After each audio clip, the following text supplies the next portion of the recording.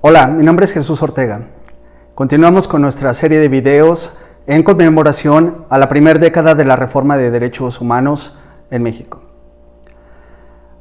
La mayoría de los juristas formados a nivel licenciatura tuvimos como bases teóricas las ideas de García Maínez, de Kelsen y de Hart. Pero fuera de las escuelas top, han sido muy poco estudiadas las ideas de Ronald Dworkin y de Robert Alexy. Es por ello que muchos profesionales del derecho encuentran complejidad en la comprensión de normas jurídicas llamadas principios, cuya aplicación es diferente a las normas jurídicas llamadas reglas. Hoy nos toca hablar de principios a los que llamaré principios rectores de los derechos humanos, para distinguirlos propiamente de los principios constitucionales y de derechos fundamentales como tal. En específico, voy a hablar de los principios mencionados en el párrafo tercero de nuestro artículo primero constitucional, y que son los principios de universalidad, progresividad, interdependencia e indivisibilidad. Comenzamos.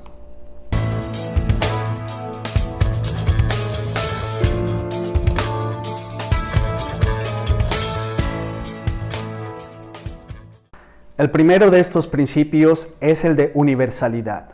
No debemos confundir la palabra universalidad como el ámbito espacial donde tiene que ser aplicado el derecho humano. No, el constituyente mexicano no tiene esa potestad de crear normas jurídicas que puedan aplicarse más allá del sistema solar o la Vía Láctea. Se le llama universalidad por la categoría de cantidad y cualidad que se hacen a los objetos en lógica, entendiendo por objeto aquello de lo cual se puede predicar algo.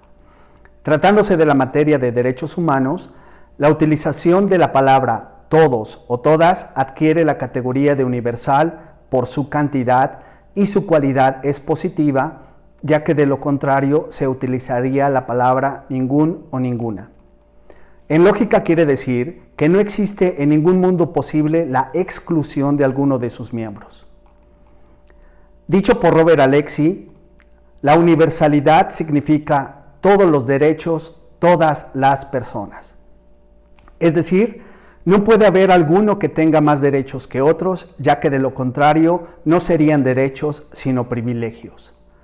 Bajo el principio de universalidad no habría cabida para un modelo de derecho como el derecho romano. Por ejemplo, iría en contra del principio de universalidad la figura del pater familias por tener más derechos que otros seres humanos en su tiempo. Ni tampoco tendría cabida la famosa Declaración de los Derechos del Hombre y del Ciudadano en Francia, pues los beneficiarios de dicha declaración eran los que contaban con las cualidades de ser hombres, de ser mayores de edad y que tengan propiedades. Un ejemplo de la aplicación del principio de universalidad en el sistema interamericano de derechos humanos es el caso Wang Hongwei, quien es una persona humana de nacionalidad china detenido en Perú. En cumplimiento a la petición de la orden de aprehensión con fines de extradición emitida por el gobierno chino, el Poder Judicial peruano desconoció la normativa interna relacionada con la obtención de garantías de no aplicación de pena de muerte por el país requiriente de la extradición, por lo cual el señor Wang Hongwei solicitó a la Comisión Interamericana la aplicación de medidas cautelares, la cual fue recibida en la petición 366/2009 para ordenar detener la ejecución de la orden de extradición al Estado peruano. La universalidad radica en que todas las personas humanas tienen todos los derechos humanos, sin importar cualquier clase de categoría sospechosa, en este caso, la nacionalidad. Si el señor Wang Hongwei pertenece al género humano, aunque sea de nacionalidad china, deberá de gozar de los derechos que tiene cualquier otra persona como si lo fuera de nacionalidad peruana, y gozar el acto soberano del Estado peruano al ratificar la Convención Americana de Derechos Humanos y no incluir en su modelo de derecho la pena de muerte ni la extradición con dichos fines. El principio de progresividad puede presentar por lo menos tres significados. El primero de ellos hace referencia a que existen las puertas abiertas para la incorporación de nuevos derechos humanos. Como raza humana vamos evolucionando y la realidad es distinta de un tiempo a otro. Si a inicios del siglo XX el promedio de vida oscilaba entre los 45 y los 55 años de edad, y a diferencia de los inicios del siglo XXI, el promedio de vida ha aumentado de los 70 a 80 años, pues resulta lógico que ante esta nueva realidad aparezca el derecho humano de las personas de la tercera edad o adultos mayores. Otro ejemplo es que si existe el derecho humano al Internet, por medio del cual se puede accesar a otros derechos humanos como el derecho a la educación, entonces debería existir un derecho humano nuevo que sería el acceso a la luz eléctrica.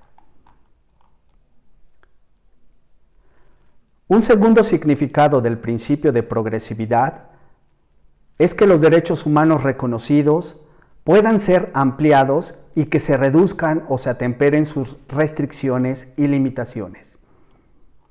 Debemos dejar muy claro que ningún derecho humano es absoluto. Mi libertad termina cuando empieza la libertad del otro. Si hablamos, por ejemplo, del derecho de la libertad de expresión o la libertad de credo, la progresividad indica que se deberían de atemperar las condiciones que limiten o restrinjan el ejercicio de estos derechos, como la censura previa, en el caso del derecho de libertad de expresión, o la profesa exclusiva de determinado culto, tratándose de los casos de libertad de credo. Por otro lado, un tercer significado del principio de progresividad sería no permitir el aumento de restricciones que hagan nugatorio o imposible el ejercicio de un derecho. Comúnmente este significado se entiende como ni un paso atrás a los derechos humanos ya conquistados. Este principio viene a replantear el noble ejercicio teórico que se hacía para incorporar los derechos humanos a los sistemas jurídicos previa a la etapa de positivación. Temas que hoy en día, en vez de ayudar, provocan más confusiones. El principio de indivisibilidad viene a romper con aquella categoría que clasificaba los derechos humanos de primera, segunda, tercera generación. Mejor dicho, viene a romper con toda categoría, toda clasificación o jerarquía para demostrar que cada derecho humano tiene el mismo valor. Para no cometer así los errores del pasado en que se privilegien la libertad sobre la igualdad, en donde se puede obtener ser más libre pero menos iguales, o donde se privilegie la igualdad a cambio de menor libertad. Es cierto que de manera histórica existen tratados internacionales gestados y promovidos por países de bloque capitalista y después se promovieron tratados internacionales a petición de los países de bloques socialistas. En este caso son el Pacto Internacional de Derechos Civiles y Políticos promovido por países como Estados Unidos y después al interior de la ONU se llegó a promover el Pacto Internacional de Derechos Económicos, Sociales y Culturales a petición de los países de bloque socialista. Asimismo, en el sistema interamericano ocurrió algo similar. Aparece primero la Convención Americana de Derechos Humanos, conocida como Pacto de San José, y posteriormente el protocolo adicional a la Convención en materia de derechos económicos, sociales y culturales, conocido como Pacto de San Salvador. Sin embargo, el principio de indivisibilidad en la Constitución mexicana significa que no hay jerarquías ni categorías de mayor o menor importancia y que la distinción entre derechos civiles y políticos con los derechos económicos, sociales y culturales es solo una diferencia didáctica. Aunque también debemos comprender que en la realidad, económicamente hablando, sea más barato cumplir los derechos civiles y políticos que los derechos económicos, sociales, culturales y ambientales. Como lo dice el prefijo inter, implica una relación, que un derecho humano se vincule con otro formando así una cadena por lo menos de dos derechos. De esa relación, uno de los dos dependerá para su goce y ejercicio del goce y ejercicio del anterior. Pensemos en el derecho a la educación para un grupo de niños en una comunidad indígena en la Sierra de Guerrero. Los niños tienen que caminar 6 kilómetros diarios para llegar a la escuela. Tendríamos que ver si estos niños tienen asegurado primeramente su derecho a la salud, a la seguridad o a la alimentación antes de pensar si en realidad están gozando de su derecho a la educación. Pues la falta de una escuela o un profesor cercano a su comunidad implica la violación de una cadena de derechos y no solamente del derecho a la educación. Robert Alexy define a las normas jurídicas llamadas principio como mandatos de optimización. Si pienso en cualquier derecho humano contemplado a la luz de los principios rectores, estos se magnifican y nos dan mayor claridad argumentativa para la defensa de los derechos. Ambos hacen una función de la misma manera en que se utiliza una palanca y un punto de apoyo para mover al mundo. El mundo de los derechos humanos se magnifica. Si pienso, por ejemplo, en el derecho del debido proceso o el derecho al voto en México, y lo proyecto en un ejercicio hermenéutico con el principio de universalidad, podría preguntarme si los migrantes tienen el mismo goce y la titularidad y el ejercicio de sus derechos que un mexicano. Es decir, en teoría se oye muy bonito, todos los derechos, todas las personas. Pero por otro lado, a lo mejor no hemos pensado en soluciones para ciertos problemas, como los derechos de los migrantes, porque ni siquiera los hemos visualizado como tal. Muchas gracias, nos vemos en el siguiente video.